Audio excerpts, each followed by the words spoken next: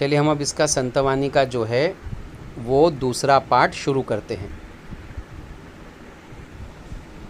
तो संतवानी का जो आ विभाग है उसका नाम है जेका रंजले गांजले। जेका रंजले गांजले, जे मतलब जो लोग, रंजले गांजले का मतलब दुखी कष्टी, दुखी परेशान, ठीक है, जो दुनिया में दुखी परेशान है, जो तकलीफ़ में है, उनके बारे में नज़म है। इस नज़म में भी शायर ने साधु, अब यहाँ पर अच्छे इंसान से कंपेयर किया है। तो अच्छा इंसान की जो खूबियाँ हैं, हम कैसे एक अच्छे इंसान को पहचानेंगे, वो इस नज़म में दिया है कि अच्छा इंसान क्या क्या करता है समाज के लिए।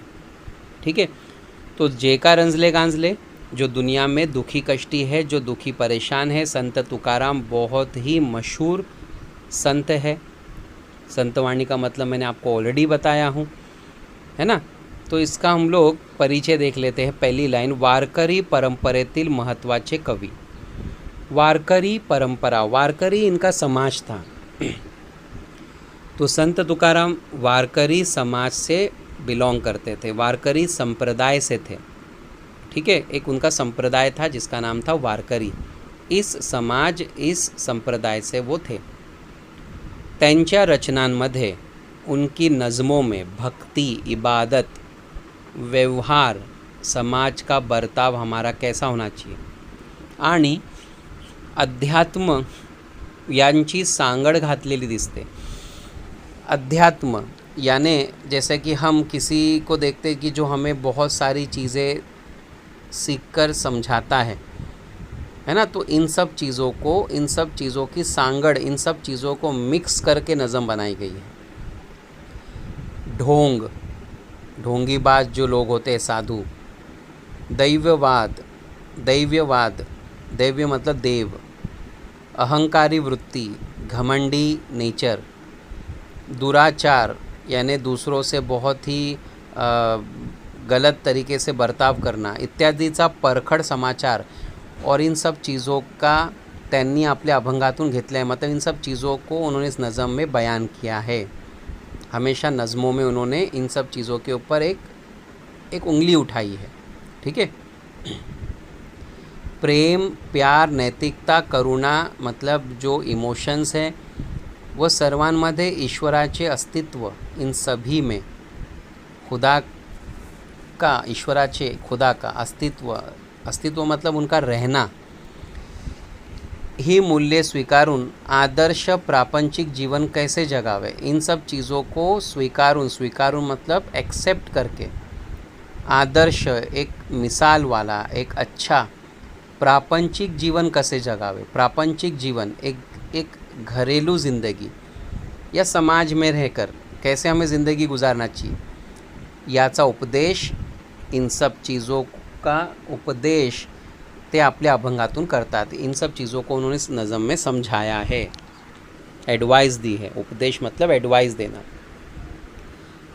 त्यांच्या अभंगातील ओळींना, उनके नज़मों की जो लाइन है, सुभाषितांचे मोल प्राप्त झाले हैं। सुभाषित यानी हम कहते हैं ना सुविचार, अच्छी बातें। हमेशा वो जो लाइन लिखते हैं उसमें वो बहुत ही अच्छी लाइन मतलब वो ऐड करते हैं ताकि हमको वो चीज़ें बहुत अच्छे से समझ में आए। प्रस्तुत अभंगात दिए गए नज़म में संत तुकाराम महाराज यांनी, शायर ने साधूची लक्षणे सांगितली आहेत। एक अच्छे इंसान की लक्षणे, लक्षण मतलब जैसा हम कहते हैं ना कि एक अच्छा इंसान को हम कैसे पहचाने। ठीक है, उनकी बातों को, उनके तरीके को इस नज़म में शायर ने बयान किया है। तो ऐसी क्या उनकी आदतें हैं जिसको देखकर हम पहचान लेंगे कि ये अच्छा इंसान है। तो उनकी लक्षण समझ में आ रहा है। उनके लक्षण का मतलब कैसा होता है कि जैसे उनकी आदतें भी हम कह सकते हैं, उनका बर्ताव क्या है, कैसे हम उस इंसान को पहचानेंगे। कभी कभी कहते हैं ना कि इसके लक्षण से हम पहचानते हैं कि अच्छा है क्या बुरा है। चाल चलन, ऐसा भी हम कह सकते हैं उनके चाल चलन से। ठीक है। तो एक अच्छा इंसान को हम कैसे पहचानेंगे, उसके उन चीज़ों को इस नज़म में शायर ने बयान किया है। पहले हम लोग जैसे मीनिंग देख लेते हैं। जेका रंजले गांजले, जो दुनिया में दुखी परेशान है, त्यासी म्हणे जो आपुले, त्यासी उन लोगों को, मीनिंग पे ध्यान देना, त्यासी मतलब उन लोगों को, म्हणे जो आपुले, म्हणे मतलब कहना, जो आपुले जो अपना कहता है, तोची साधु ओळखावा, तोची मतलब उन्हीं में, साधु ओळखावा अच्छा इंसान हम पहचान लेंगे, ओळखावा मतलब पहचानना, देव तेथेची जाणावा, देव खुदा भगवान, तेथेची, तेथेची मतलब उन्हीं में, जाणावा महसूस करना, जाणावा मतलब महसूस करना,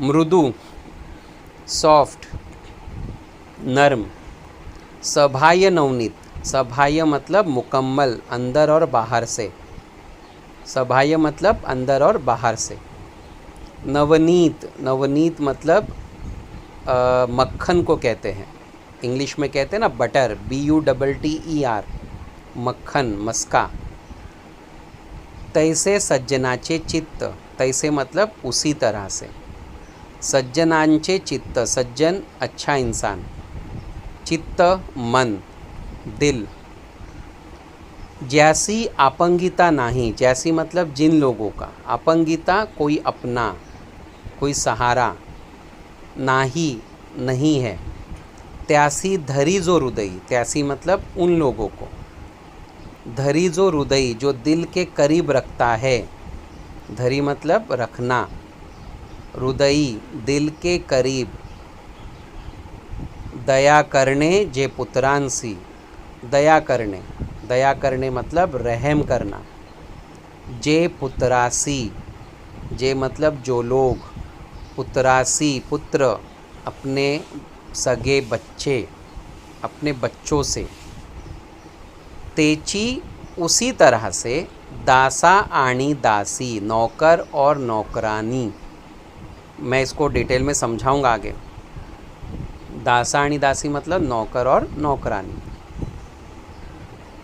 तुका म्हणे शायर कहते हैं, सांगू किती, सांगू किती मतलब कितना बयान करूं, सांगू किती मतलब कितना बयान करूं, तोची भगवंताची मूर्ति, तोची मतलब वो लोग, वो इंसान, भगवंताची मूर्ति भगवान की मूरत, भगवान की मूरत, ठीक है।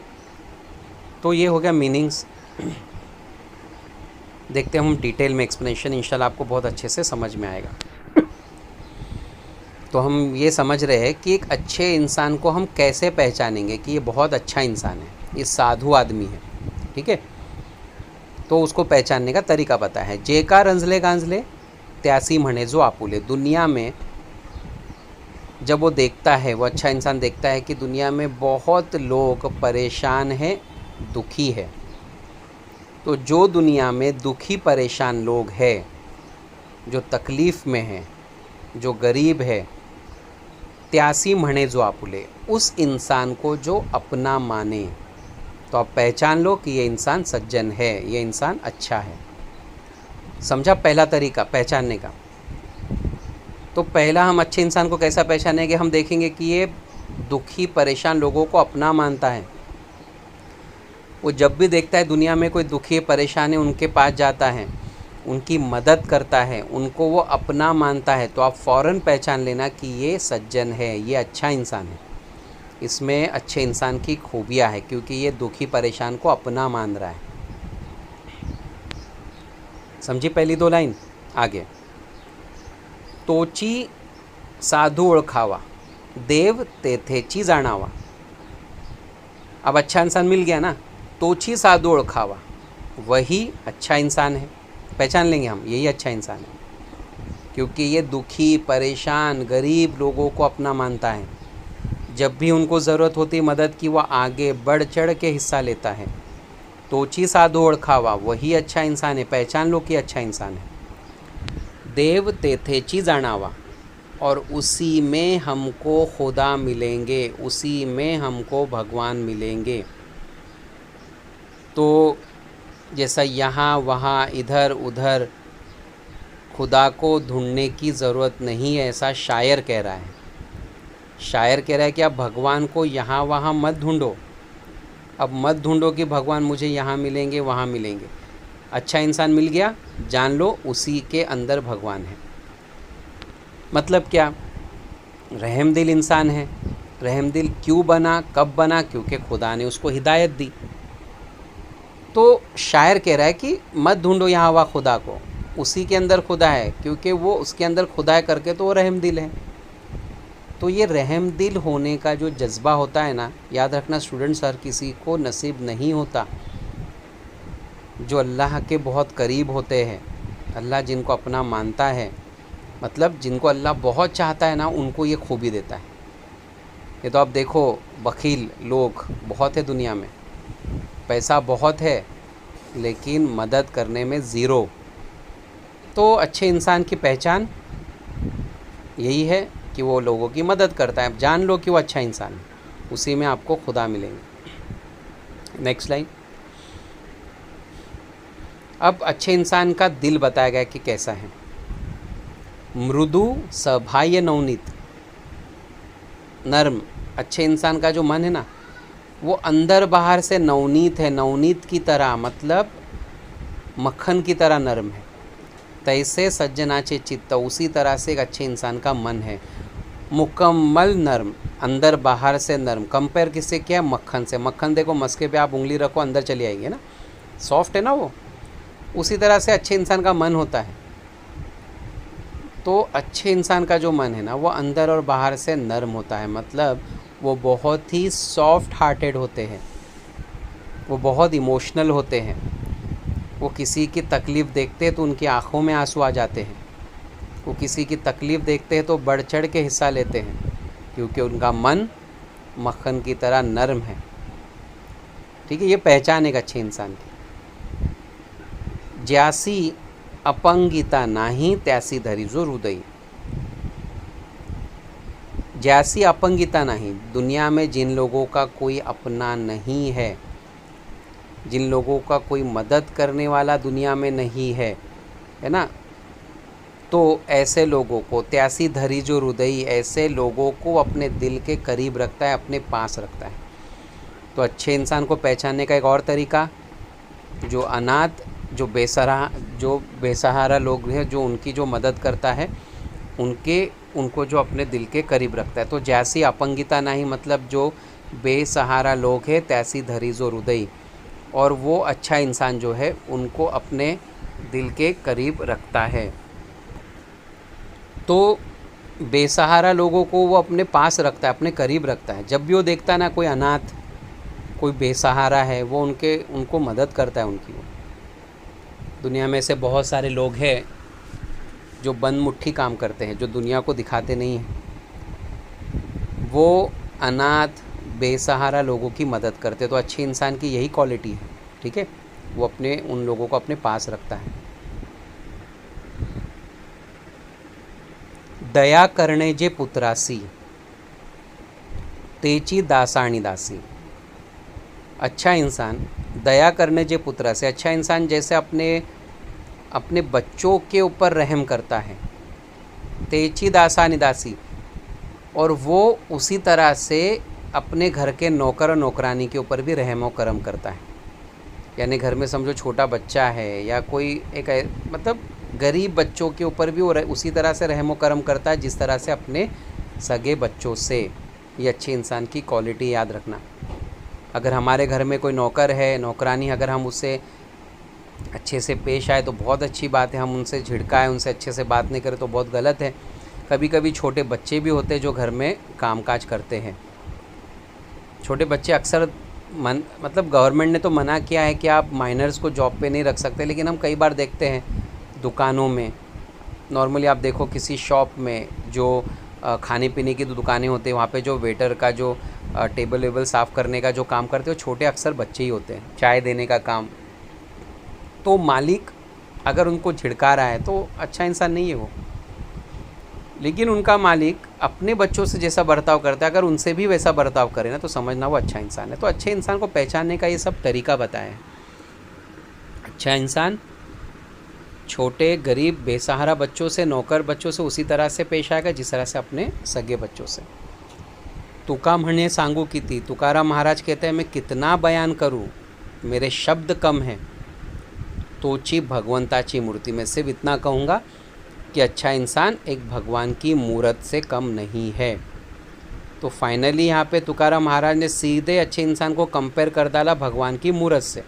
वो कहता है मैं कितना बयान करूँ, तुका म्हणे सांगू किती, मैं कितना इनकी अच्छी क्वालिटी बयान करूँ, मेरे मतलब शब्द ख़त्म हो गए, ख़त्म हो जाएंगे। तोची भगवंताची मूर्ति, मैं आखिरकार इतना ही कहूँगा कि वो भगवान का एक रूप है, भगवान की एक मूर्त है। जब अब तुकाराम ने, पोएट ने अच्छे इंसान को सीधे भगवान से ही कंपेयर कर दिया तो बात ही ख़त्म हो गई ना कि वो कितना अच्छा इंसान होगा। आपको समझ में आई नज़म। तो यहाँ पर कैसे बताया गया है कि बस संत तुकाराम ने एक अच्छे इंसान की खूबी को बयान किया है। वो कहते हैं कि जो दुनिया में दुखी कष्टी है उनको जो अपना मानता है वही साधु है, वही अच्छा इंसान है, उन्हीं में आपको भगवान मिलेंगे।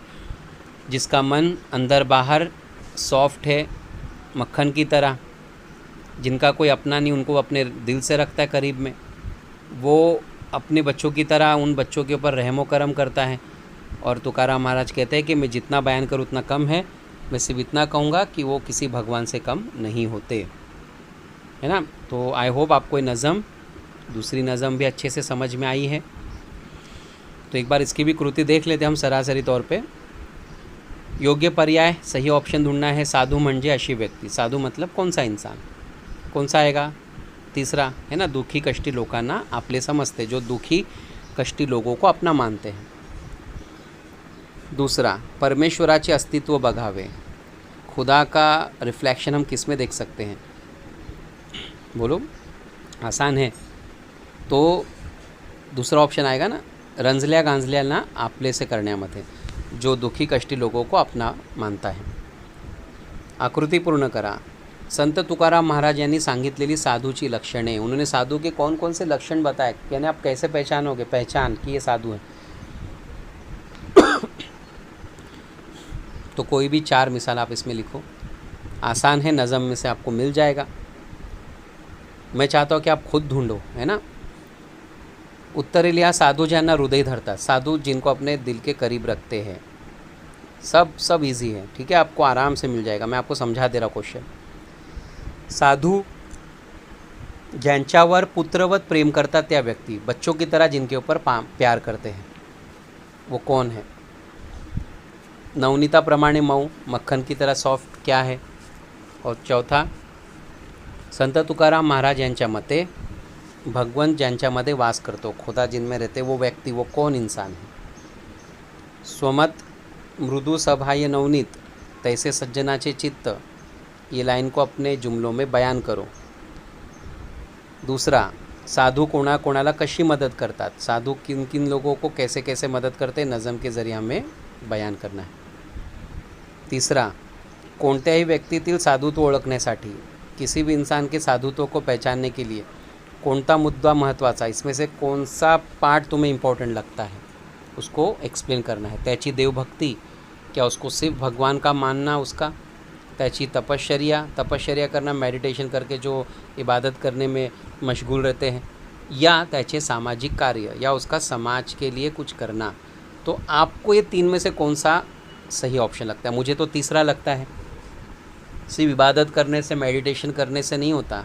खुदा को अगर हमें खुश करना है तो हमें समाज के लिए कुछ करना चाहिए, ठीक है। तो तीसरा ऑप्शन लिख के उसको आप अपने जुमलों में बयान करो। तो ये 2 नज़में हमने कंप्लीट किए।